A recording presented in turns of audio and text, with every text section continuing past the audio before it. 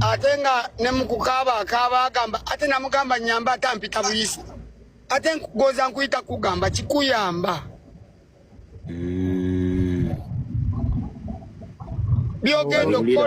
Byogendo kola wabita concert nabikola akola dda.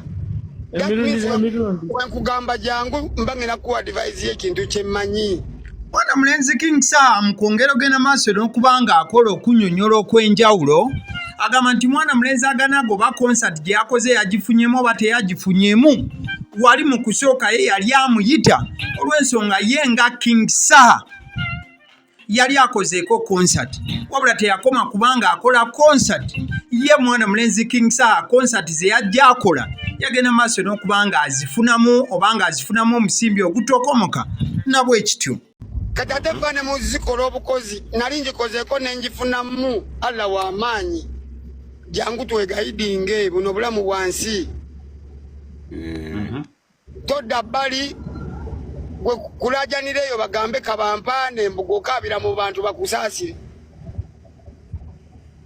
Mu busungu obungi mwana mulenzi King Sam yabadde agenda maaso n'okubanga ayogera ng'era aweereza obubaka eri mwana mulenzi gwogera maaso okubanga olaba ku screen amanyiddwa nga Khalifa Aganaga. Mwana mulenzi King Sam yagambye nti eno sinayo ensonga enkulu ennyo ebadde yeetaagisa y'okugenda maaso n'okubanga awa amakulu wabula yakikoze ku lw'abantu abamuwa ekitiibwa baasuubira nti yandyagadde ayogere. Yandize ku kitiibwa eno njaka vidiyo eyayogereddemu Saakalabye.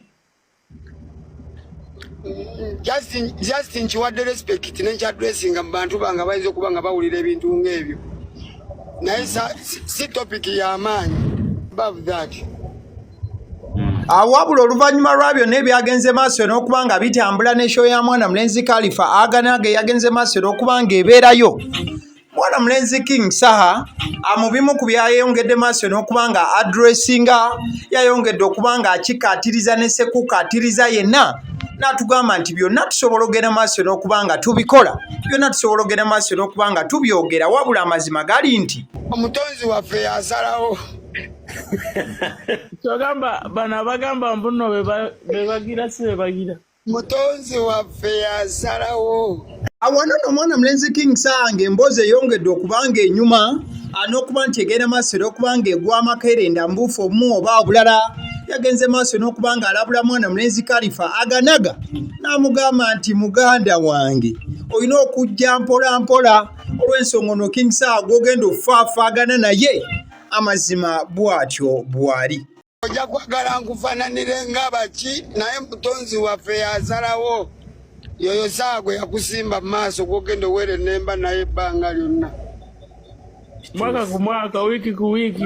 Wakati nga King Sam alinga agenze maaso n'okuba nti abimma omuliro n'okuba nti nno abyeyitira kutwe waliwo ne kaataaleseeyo aba kuno kwabadde kubanga ajerega mwana mulenzi Khalifa Aganaga oba kumuseketerera awo goyinza okubanga oŋŋamba mwana mulenzi King Sam yageze maaso n'okubanga abuuza nti ye ayimba soprano omuyimbi wammwe ayimba music ki? Wae nze nyimba soprano muyimbi munanga ayimba ddoboozi ki? Awano mwana mulenzi King Sam yagendedde maaso n'okubanga ayongera okubanga aweereza okulabula eri mwana mulenzi Khalifa Aganaga we yagendedde maaso n'okubanga amugamba nti Khalifa njagala okimanye nti nze ndi muyimbi wa nnyo ndi muyimbi wa ddala ate bw'ogenda nga maaso n'okuba nti nno njogerako ojjangayo n'obumuli n'ogattako mbufu. Anti nze ni musajja muyimbi ogamba okuyimba ng'ogamba saha yongerako n'obumuli.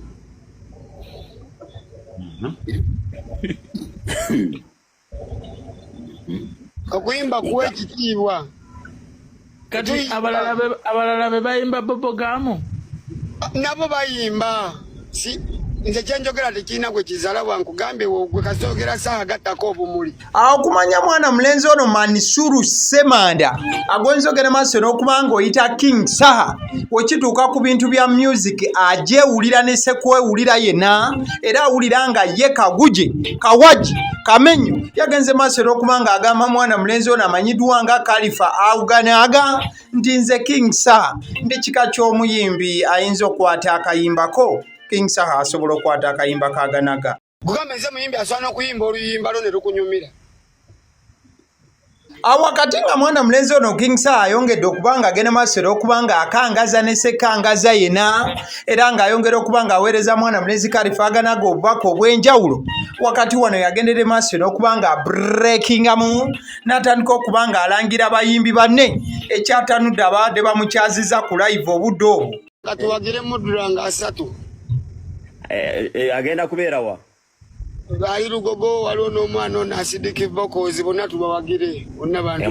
Mudura agenda muwagira Mudura bambi akutteko nnyo baana ba TikTok. Ngenda muwagira bambi muvuka mulungi. Kale senga n'oli omusajja naye bw'otyo bwe wamukola. Aha, namuwaka drop bw'ati. N'omuwaka drop nga bw'owadde Mudura. Omusajja wange ki? Awano no mwana mulenzi King Sir yayongedde okuba nga attaanyiza ku ebyo ebize byogerwa mwana mulenzi Khalifa aganaga amwagambira nti mwana mulenzi King Sir yagera maaso era okuba nga amuma drop. Mwana mulenzi King Sir yageze maaso era okuba nga ateekawo ekibuuzo ekinene n'abuuza nti Khalifa wali oyagala drop ngende maaso era kuba nga nkugikusanzaawa, wali oyagala ngende maaso era kuba nga nzija gy'osula ngiteeke ku booda, wali oyagala ngireete ntya drop aganaga. Era nali muyita muwa just tokitegere namugamba jangu. Simanyi oba nalina kakwata kakasuka. Bamayi nti gwe wojja weekwatira kyoyagala nenakuzomezi wemba nazisobya gwantereeza. Wamma. Ye yayomba nti namugamba jangu. Wamuyisaamu amaaso kyagamba. Kabaata. Beera n'olulimi nga naawe lugonjoola ekintu kye nkugambye Kabaata we nkugamba nkubire enkya nkuwa amabaati mbanga kummye. Oba ogamuwadde. Mbuuza gwe Kabaata. Oba ogamuwadde. Kati wogaana okunkubira enkya ziba ntondozo. Awano no mwana mulenzi King Sir yayongedde okuba nga attaanyiza embeera y'okuba nti nno omulwadde yagenda maaso era okuba nga anoonya omusawo oba omuntu alina obwetaavu yagenda maaso era okuba nga anoonya oyo asobola okumutuusaako ekyo ky'aba yayaanira oba ayagala. N'agamba nti Khalifa yaligeze maaso era okuba nti asitukiramu. Wengamba oli jangu ne kamera yo okwate ekifaananyi ekinaakunyumira resolution ennungi. Gwandabyemu omugaso. Jangu gwanzuddemu omugaso. So exactly ebigambo bwe bityo bikyagera maaso n'okuba nga bitambula mukwano gwange. Ekibuuzo kyenyinza ogenda maaso era okuba nga nkubuuza eddakiika eno. Oli ttiimu ki? Oli ttiimu King Sir? Oli ttiimu Khalifa aganaga? Oli ttiimu kyentuufu? Ani musobya? Ani mutuufu? Byonna osobola ogera maaso okuba nga obiteeka mu comment section. Mukwano gwange ogera maaso okuba nti olaba ate ng'ogera maaso okuba nga owuliza eddoboozi eri emabega w'omuzindaalo.